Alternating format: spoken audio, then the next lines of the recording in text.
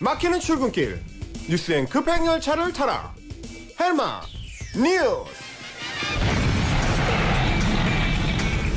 답답한 출근길 진짜 뉴스로 시원하게 뚫어드리는 헬마 뉴스. 오늘도 헬마우스 임경빈 작가 나와 계십니다. 안녕하세요. 안녕하세요, 헬마우스입니다. 오늘도 여전히 신종 코로나 바이러스 소식으로 시작을 해야 되겠네요. 예, 오늘부터 이제 강화된 방역 대책이 본격적으로 시행되기 시작했습니다. 네. 일단은 중국 후베이성 방문을 했던 외국인들의 입국 금지 조치가 시작이 됐는데, 이 조치는 제가 어제도 이제 말씀드린 대로 사실상 상징적 조치이기 때문에 큰 변화는 없습니다. 이제 후베이성에서 지금 넘어올 수 있는 사람들이 거의 없기 때문인데요. 그보다 지금 눈에 띄는 거는 인천공항에 중국 전용 입국장 3곳을 설치했다는 소식이 전해졌습니다. 네. 그러니까 이제 아예 중국발 항공기 탑승객들이 다른 항공기 승객들과 접촉을 하지 않도록 애초에 차단을 하겠다, 이런 목적인 겁니다. 그러니까 중국인 전체를 입국 금지하기는 어려우니까 예. 검역을 강화하는 쪽으로 우리가 한번 방법을 써보자, 이런 거겠네요. 예, 여러 강화 조치 중에 하나로 이제 그런 방안을 낸 건데요. 입국 심사 단계 자체를 굉장히 촘촘하게 짜서 일종의 이제 완전 감시 체제를 돌리는 것 같은 그런 효과를 내겠다는 겁니다. 이게 이제 입국 단계에서부터 국내에 연락이 가능한 실제 연락처를 이제 확인하겠다, 이런 방침인데, 그러니까 보통 이제 여행객들이 그 다른 나라 들어갈 때 입국 카드라는 걸 쓰잖아요. 그렇죠. 그때 이제 보통은 무슨 호텔 해가지고 이제 번호를 대충 적어내고 이제 끝내는 경우가 많은데, 이렇게 하면 안 되고, 국내에서 연락이 닿는 거를 확인하기 위해서 검역 관계자가 직접 그 자리에서 전화를 걸어본답니다.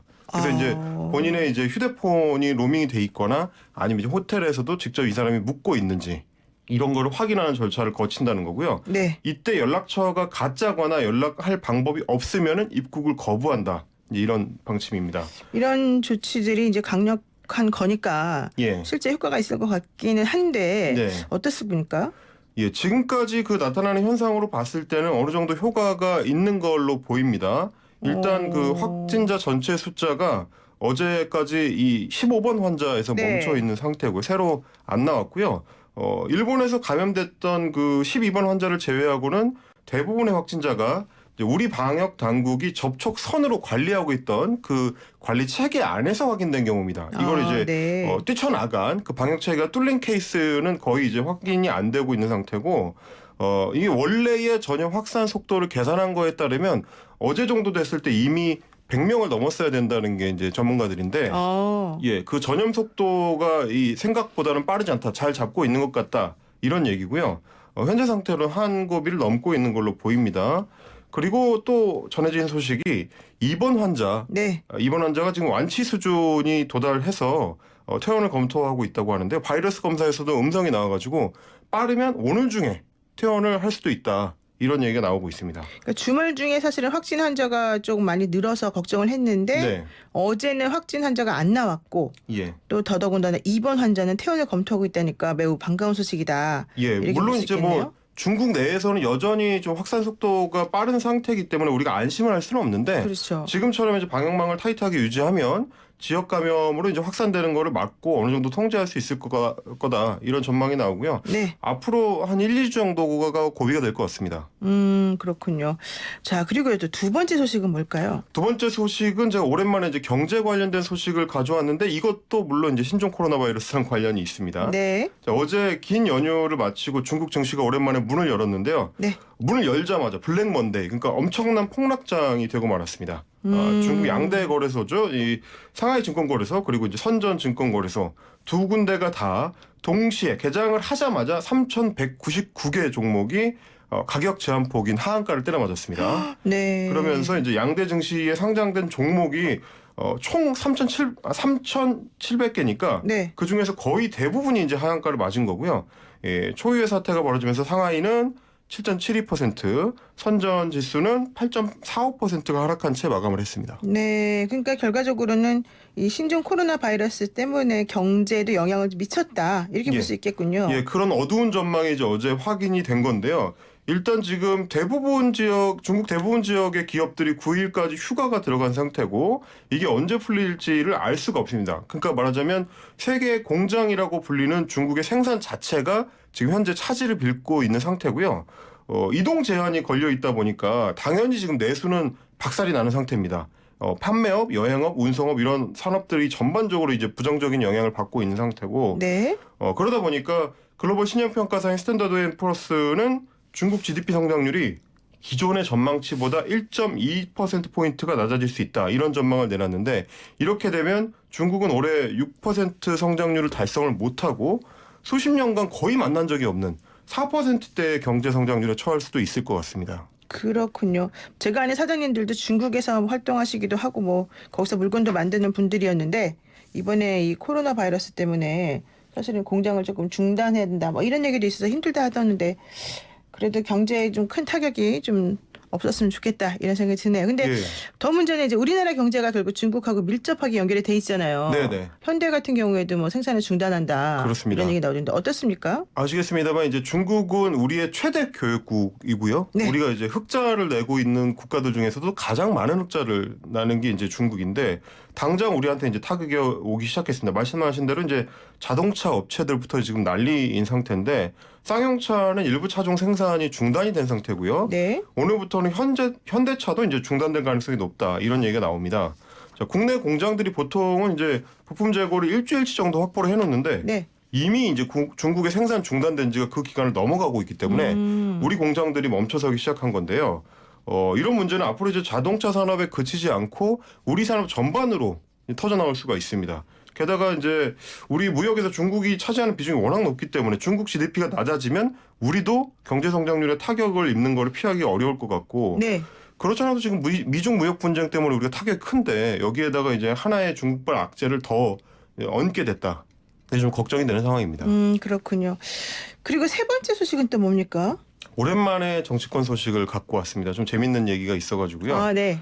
안철수 전 의원이 주도하는 신당 당명을 뭘로 할 건지 그동안 좀 주목을 받아왔는데 네, 그렇죠.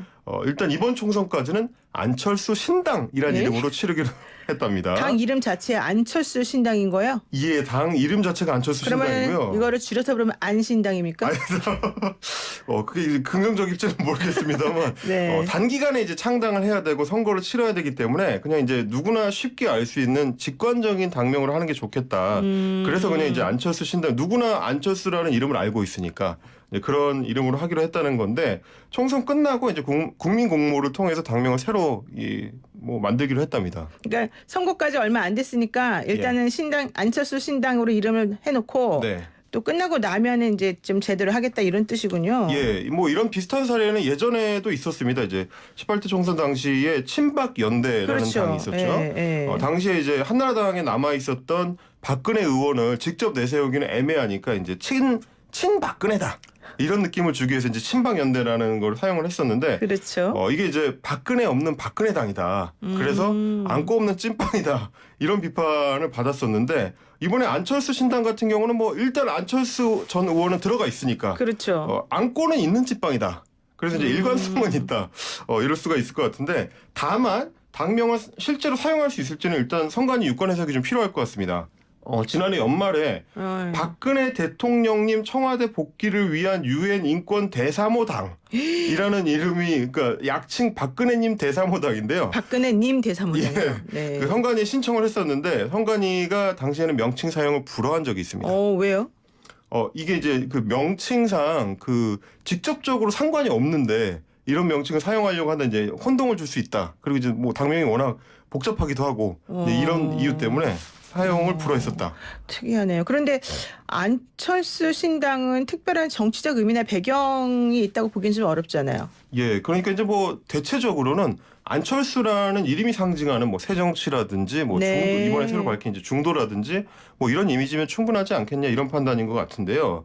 근데 사실 제가 생각할 땐 그럴 것 같으면 좀 더 직관적으로도 할 수 있을 것 같은데. 어떻게요? 네. 개인적으로 좀 살짝 아쉬워서 제가 이제 예전에 비례위성정당 논란 당시에도 그 당명을 짓는 장명의 귀재로 불렸지 않겠습니까? 본인이 오늘 왜 이렇게 좀 업되신 것 같아요. 예. 그래서 조금 더 이제 직관적으로 가자라고 하면 네. 뭐 안철수를 어차피 내세울 거니까 안철수당 뭐 이런 식으로 우리는 안철수당 이런 거 어떻겠습니까 이제 이게 예전에 제가 그 말씀드렸다시피 뭐 바른미래당의 비례위성정당은 바르당 이렇게 했듯이 네. 짧고 직관적으로 뭐 물론 이제 이런 식으로 이제 급조하는 거, 이름을 급조하는 거, 혹은 뭐 특정 정치인의 어떤 팬덤처럼 당이 이제 모양이 잡히는 게 이게 과연 이제 정치의 본령에 맞는 건지는 조금 의문이긴 합니다. 그 예전에 막강한 영향력을 행사했었던 소위 이제 보수 정치라고 불리던 김대중 전 대통령이나 뭐 김영삼 전 대통령 네. 이런 분들도 감히 김영삼 당이라든지 뭐 김대중 신당이라든지 이런 이름을 직접 사용한 적은 없는데 이게 이제 권역별 비례대표 시대의 신풍속도인지 씁쓸한 기분은 듭니다. 그래도 뭐 저는 뭐 이름을 넣어서 하는 것 자체는 예. 나쁘지 않은 것 같아요, 솔직히. 아, 왜냐면 그 그런가요? 이름이 예. 또 의미하는 상징성이 있지 않겠습니까? 그렇죠. 그래서 저는 옛날에 제가 돼지갈비집을 한번 할 생각을 했었었는데 네. 그냥 노영희 돼지갈비집 이런 것도 한번 생각해본 적이 있었어요.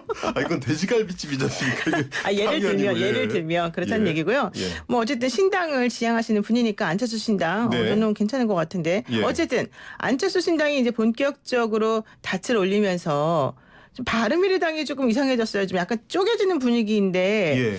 그게 또 이렇게 좀 비례 의원들이 많으시면서 뭔가 좀 이상해지는 것 같지 않습니까? 예, 그게 이제 비례대표 의원들이 많기 때문에 네. 사실상은 당을 탈당하기가 어려울 것이다 이런 전망도 있었는데 지금 분위기가 좀 다르게 돌아가고 있습니다. 지역구 출신인 안철수계 권은희 의원이 이제 뭐 곧 탈당을 할 예정인데 그렇게 되면 일단은 교섭단체의 지위를 잃게 되고요. 네. 동시에 뭐 손학규계로 꼽히는 이찬열 의원도 지금 탈당을 하겠다 이런 결심을 굳힌 걸로 전해지고 있는데 그렇죠. 이렇게 지역구 의원들의 탈당 러시가 이어지게 되면 그 다음에는 비례대표 의원들만 남게 되지 않겠습니까? 안철수계 비례대표 의원들만 남으면 이러면 셀프 제명을 할 수도 있다. 그렇게 되면 이제 더 이상 그 당 안에 의원들이 거의 남아있지 않게 되는 상태가 되기 때문에 네. 그렇게 되면은 공중분해되는 수순을 밟게 될 수도 있다 이런 전망입니다. 네, 일단 오늘 말씀 여기까지 드릴게요. 고맙습니다. 감사합니다. 네, 지금까지 헬마우스 임경빈 작가였습니다.